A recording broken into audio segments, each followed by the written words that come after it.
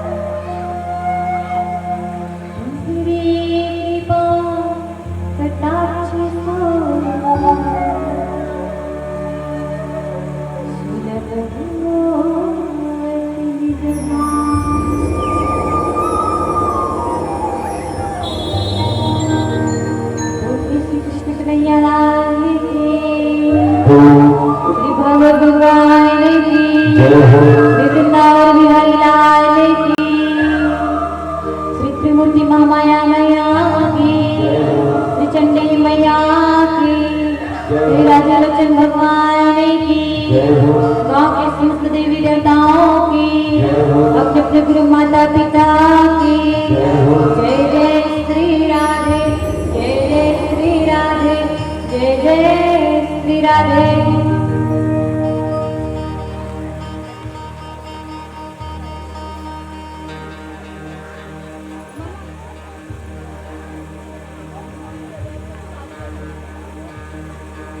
परम श्रद्धेय प्रातः स्मरणीय वंदनीय साक्षात राधे श्याम श्री श्री 108 श्री सद्गुरुदेव जी महाराज आदि शक्ति विद्वज्जन संत समुदाय ब्राह्मण समुदाय कथा प्रेमी भागवत प्रेमी सभी सुंदर साथ को सभी पवित्र आत्माओं को मेरा हाथ जोड़कर प्रणाम।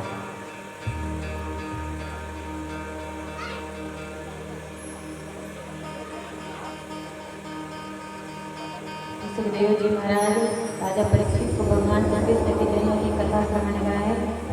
इस प्रकार से भगवान श्री कृष्ण का जन्म मथुरा में हुआ और गोकुल में आकर के विराजित हो गए। तो सभी उत्सव मना रहे हैं, जैसे कि कल हम सबने उत्सव मनाया बड़े प्रेम के साथ आनंद के साथ। तो वैसे ही गोकुलवासी प्रेम से आनंद से उत्सव मना रहे हैं और ऐसे उत्सव मना रहे हैं कि पूरा 6 दिन हो गया, लेकिन उन सबका उत्सव मनाना जारी रहा। सब नाच रहे हैं करके, जितने 84 कोस का ब्रज है और 84 कोस के ब्रज में जितने निवासी हैं सब एक एक करके आते थे भगवान का दर्शन करने के लिए। सब आकर के आनंद उमंग के साथ नृत्य कर रहे हैं।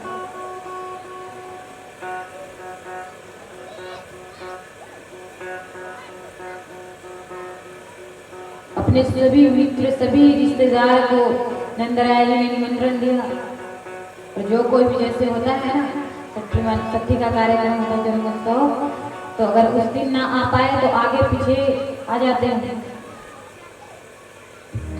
कोई दूसरा तीसरा दिन आ जाते हैं। तो वैसे ही अभिनंदन जी ने बरसाने में भी निमंत्रण भिजवाया था विश्वभानु के यहाँ। तो जिस दिन उत्सव था उस दिन तो नहीं आ पाए, तो वृषभानु जी के यहाँ उस समय कुछ काम था तो नहीं आ पाए, तो विचार करने लगते हैं, अपनी पत्नी से कहने लगते हैं कि मुझे नंदराय जी को निमंत्रण आया था, उस दिन तो मैं नहीं जा पाया कुछ कार्य के कारण, लेकिन देवी आज मैं नंदराय जी के यहाँ जाऊंगा उस बालक का दर्शन करने के लिए। और रोहिणी का जो पुत्र है, जो भगवान शेषनाग के अवतार हैं, वो भी अभी छोटे हैं, लेकिन भगवान कृष्ण से बड़े हैं। और भगवान श्री कृष्ण तो अभी केवल 6 ही दिन के हुए हैं। अब इधर वृषभानु जी अपने पत्नी से कहने लगते हैं, जब से राधा का जन्म हुआ है तब से लेकर अभी तक इसके नेत्र नहीं किए, पता नहीं कब प्रभु मेरी पुत्री को नेत्र देंगे, कब इसके नेत्र खुलेंगे। कई वैद्य के पास भी लेकर के चले गए, लेकिन कुछ प्रभाव। ये सुधा कहने लगी, तो वृषभानु की पत्नी कहने लगती है कि आप भी इसे यशोदा के यहाँ नंदराय के यहाँ लेकर के चले जाइए, भले आंखें खुले या ना खुले, कम से कम आनंद उत्सव ये भी तो मना लेंगे। तो अपने पुत्री राधा को लेकर के वृषभानु जी आते हैं नंदराय के। नंदराय के यहाँ आते हैं। जैसे ही नंदराय जी को मालूम पड़ता है कि मेरा परम मित्र, मेरा परम सखा वृषभानु आए हैं, बहुत प्रसन्न हो जाते हैं। उन्हें अंदर लेकर के आते हैं कि आओ मित्र बैठो, बैठाते हैं, उनका आदर सत्कार करते हैं। जल लेकर के आती हैं यशोदा, वृषभानु जी जलपान करते हैं। जैसे ही यशोदा की दृष्टि वृषभानु की गोद में बैठी हुई उस कन्या पर पड़ती है, वृषभानु से कहने लगते हैं, इसकी कन्या इतनी सुंदर कन्या है। वृषभानु जी कहने लगते हैं, मेरी एक पुत्री है। तो ये सोई है क्या? तो वृषभानु जी कहने लगते हैं, नहीं ये सोई नहीं है। जब से इसका जन्म हुआ है तब से लेकर के इसके नेत्र ही नहीं खुले हुए। हमने कई वैद्य के पास भी दिखाया लेकिन कोई प्रभाव नहीं पड़ा।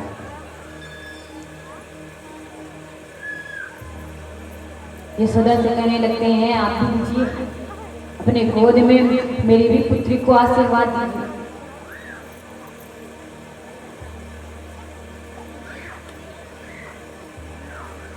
नंदराय जी कहने लगते हैं, यशोदा जाओ हमारे लल्ला का दर्शन भी से करवा दो, हमारे लल्ला जी को देख लेंगे, अपने सखी मान लेंगे। तब तक हम कुछ बातें कर लेते हैं। मेरे मित्र बहुत दिन बाद आए हैं तो अपने मित्र के साथ वो बातें करने लगते हैं।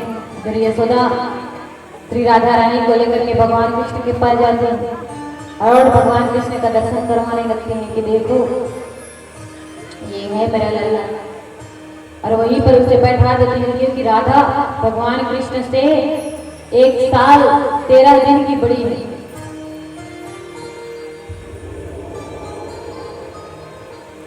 भगवान कृष्ण से पहले ही राधा का जन्म हो चुका था।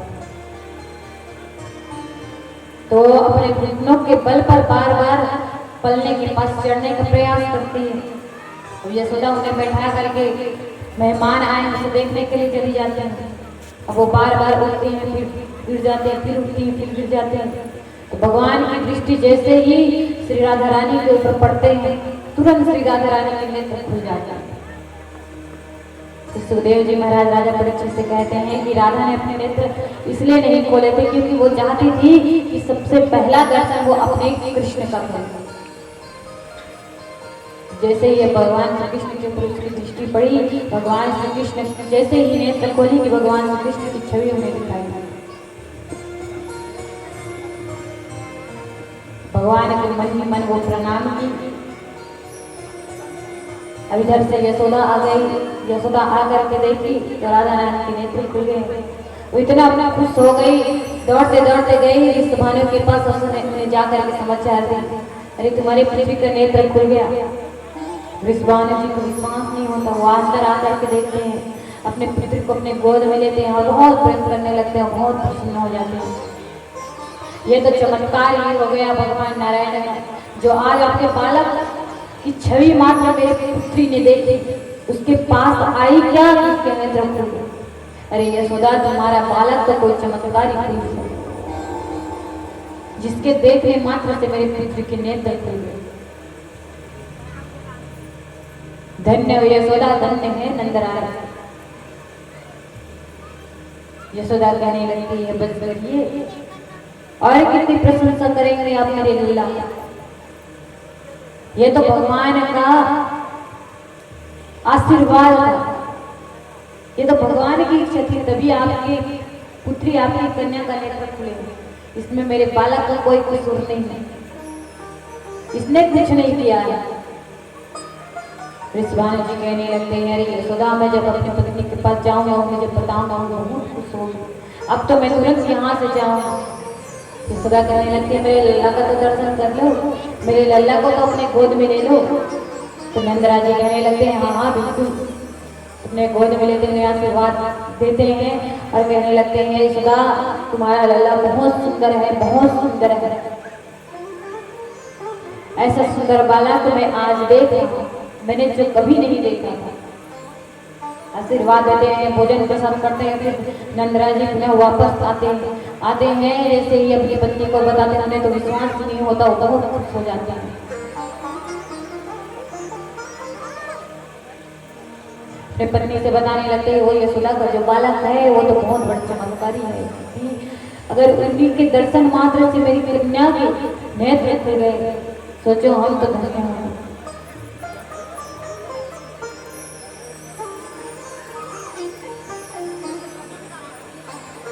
बहुत दोनों पति पत्नी बहुत प्रसन्न होते हैं। अब इधर जितने ब्रजवासी हैं सब बालक का दर्शन करने के लिए आ रहे हैं। आकर के सब मग्न होकर नाच रहे। हम तो सत्य कार्यक्रम उत्सव एक दिन मनाते हैं, लेकिन वहाँ गोकुलवासी तो ऐसे कि पूरे 7 दिन तक के उत्सव मना रहे हैं। रिजवानु जी भी उत्सव मना करके भगवान का दर्शन करके वो भी चले गए, लेकिन अभी तक उत्सव मना ही रहे हैं। इतना सब खुश है।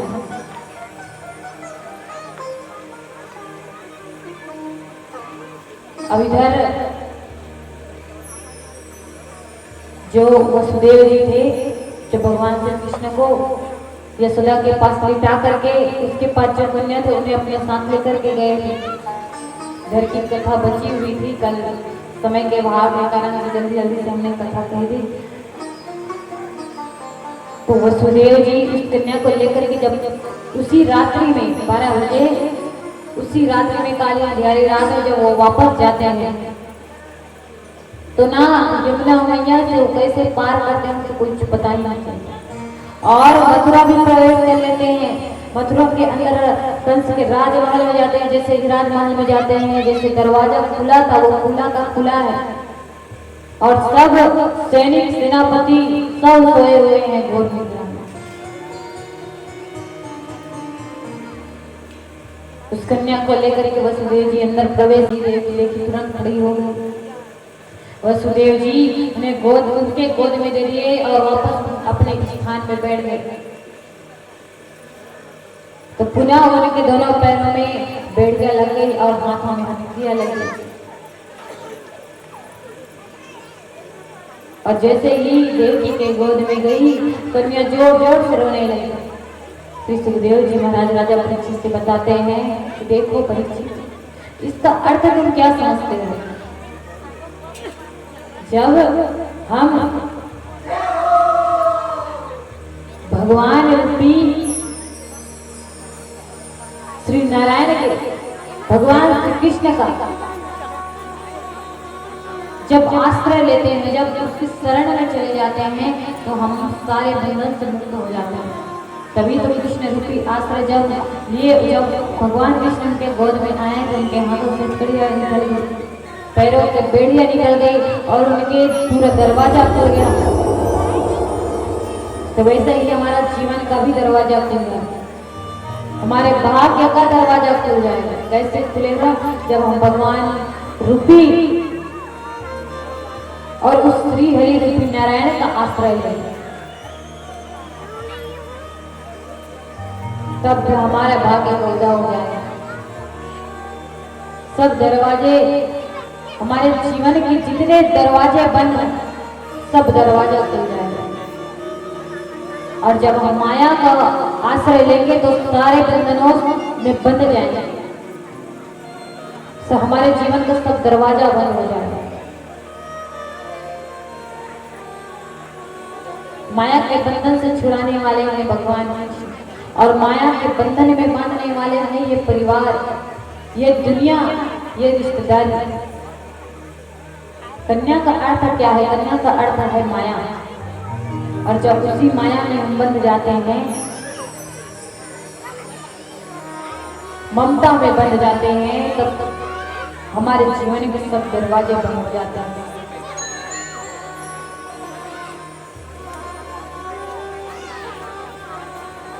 हमारा ये शरीर अभी निस्सहाय है जब तक हम भगवान रूपी श्री नारायण का आश्रय नहीं लेंगे। बोलिए श्री कृष्ण कन्हैया लाल जी की, श्री भागवत भगवान की।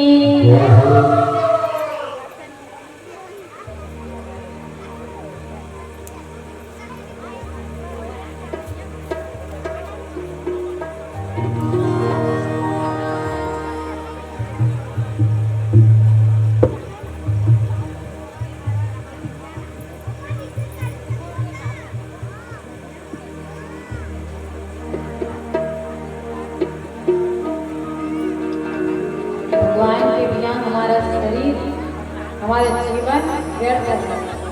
जब तक हम उस प्रभु का स्मरण नहीं कर लेते, उस श्री नारायण को प्रसन्न नहीं कर लेते, तब तक हमारा जीवन अधूरा है।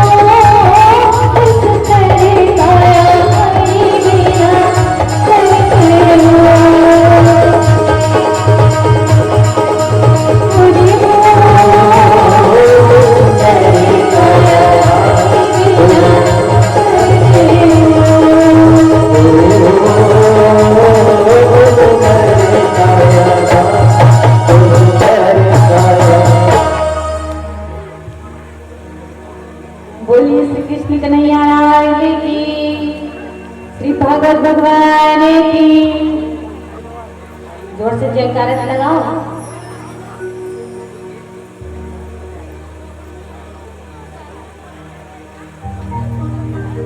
जब कन्या को वसुदेव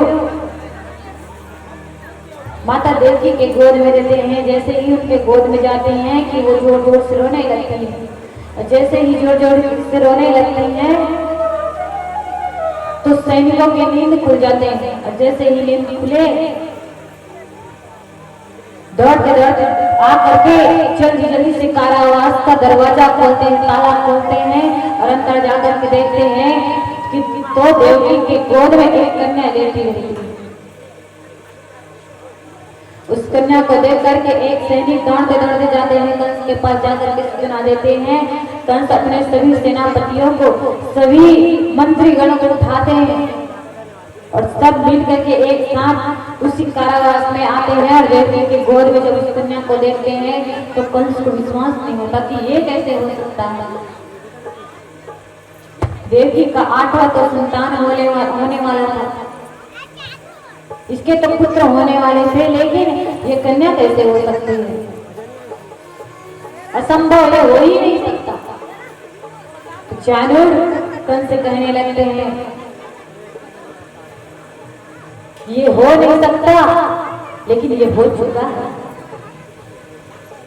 क्योंकि देवकी के गोद में जो कन्या है वो देवकी के ही है। कंस कहने लगता है मैं इतना निष्ठुर थोड़ी हूं कि एक कन्या का वध करूंगा। एक कन्या मेरी वध थोड़ी ना कर सकती, एक कन्या मेरी काल थोड़ी ना बन सकती है, ऐसा नहीं हो सकता। मैं कन्या को नहीं मारूंगा। तो वो उन्हें छोड़ने लगते हैं कि मैं इसे नहीं मारूंगा। तो कंस के जो मंत्री हैं वो कंस से कहने लगते हैं अरे राजा आज इस पर दया मत करो, हो सकता है ये देवताओं के ही कुछ चाल होंगे, देवताओं ने ही कुछ षड्यंत्र किया होंगे ताकि आपके अंदर दया का भाव आ जाए और आप इसे छोड़ दो और यही कन्या बड़ी होकर के आपकी मृत्यु का कारण बन जाए। कंस कहने लगता है तुम बिल्कुल सत्य कहते हो, शायद ये देवताओं के ही चाल होंगे। तो वो कहने लगते हैं तब तो मैं इस कन्या का वध करके ही रहूंगा। कन्या को लेते हैं, देव छुड़वाने लगती है कि इस कन्या को मत मारो, इस कन्या को मत मारो, लेकिन कंस उसकी एक बात नहीं सुनता। उस कन्या को लेते हैं और जोर से एक पत्थर में उसे पटक देते हैं। जैसे ही पत्थर में पटकते हैं कि वो अपने असली स्वरूप में आ जाते हैं, अपने स्वरूप में उस कंस के सामने प्रकट हो जाती है और कंस से कहने लगते हैं अरे मूर्ख, तूने मुझ जैसे कितने निरपराधों का वध किया है, तुझे क्या लगता है तू अपने काल से बच जाएगा? अरे तेरा काल जो जन्म ले चुका है वो ब्रज पहुंच चुका है।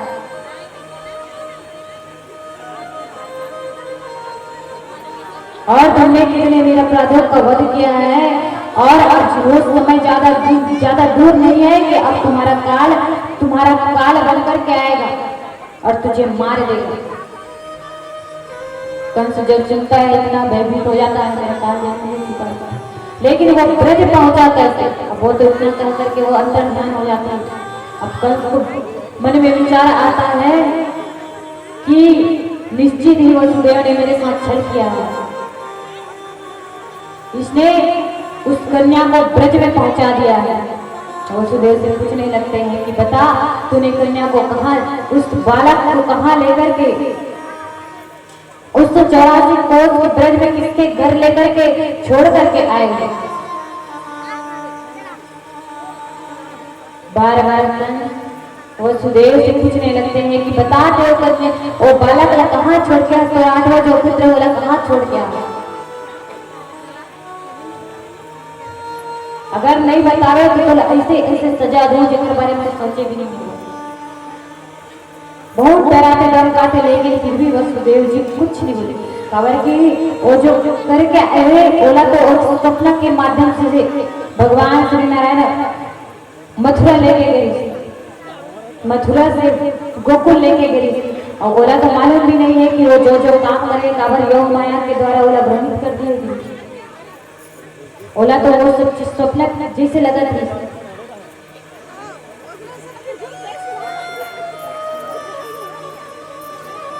तो सुधीर जी कुछ नहीं बताया तो इतना दंड देते, सांप अलग ढकेल देते,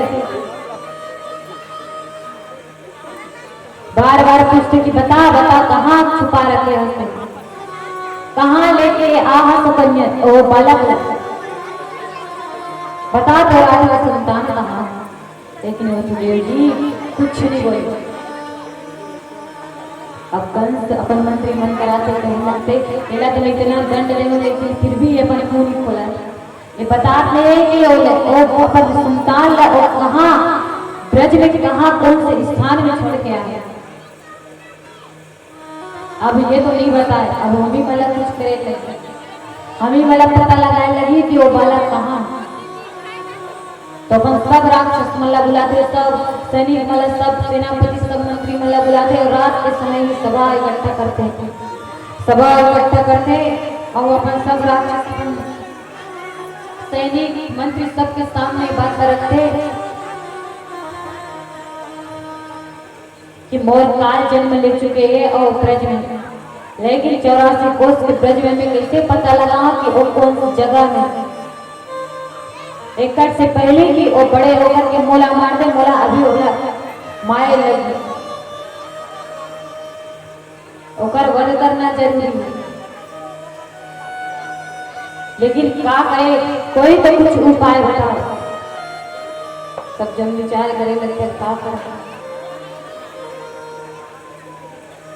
तो एक जन सेनापति खड़े होते और कंस से कहने लगते कि एक काम करता पूरा ब्रज में आक्रमण कर दिया। कंस कहते इतना बड़े ब्रज है का तुला लगता है कि ब्रज में ते आक्रमण करवे और ब्रजवासी चुपचाप सहन कर का ओ मन आक्रमण नहीं करी।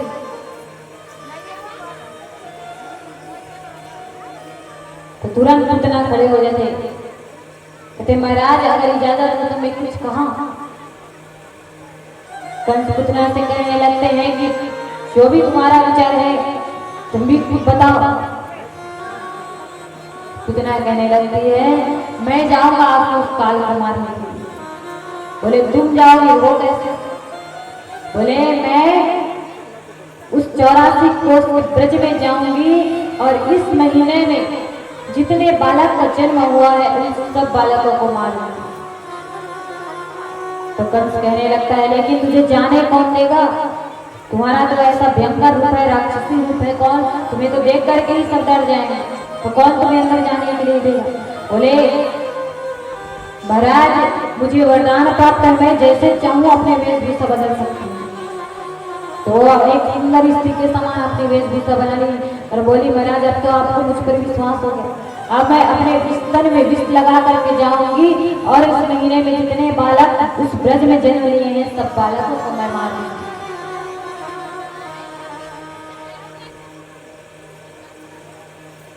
कंस कहने लगते हैं वाह पुतना, मैं तुम्हारी विवेकशीलता से तुम्हारी बुद्धिमत्ता से बहुत प्रसन्न हूं।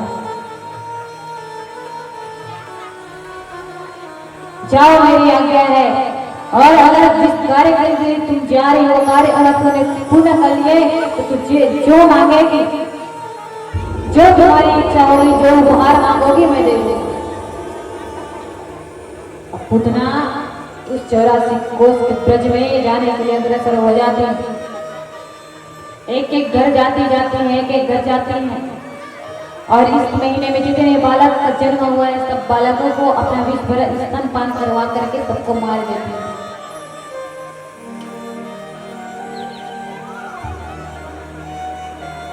धीरे धीरे करके गोकुल में प्रवेश करती है और गोकुल में जब जाती हैं तो देखती हैं सबके मुख में ऐसा चमक है, ऐसा आनंद है, ऐसा उमंग भरा हुआ है, इतने प्रसन्न है।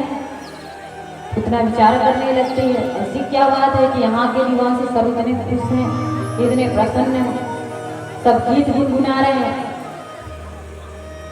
तो एक यूपी के पास जाते हैं, उनसे जाकर पूछने लगते हैं अरे सखी क्या बात है, तुम इतनी प्रसन्न क्यों, इतनी खुश क्यों, और यहाँ के सब लोग इतने मगर के गीत क्यों गुनगुना रहे हैं, सब इतने खुश क्यों हैं? तो बताने लगती है, अरे तुम्हें नहीं मालूम कि नंद का आनंद भयो है, भगवान श्री कृष्ण का जन्म हुआ है, नंदराय जी का बालक हुआ है, और ऐसा सुंदर बालक है ना कि तुम देखोगी तो तुम भी देखती रह जाओगी। बोली अच्छा, उसी बालक को देखने के लिए तो मैं आई हूँ। अच्छा बहन ये बताओ उस बालक का जन्म कब हुआ? तो बताती है कि अष्टमी तिथि के दिन काली अंधियारी रात में 12 बजे उसका जन्म हुआ है। तो इतना विचार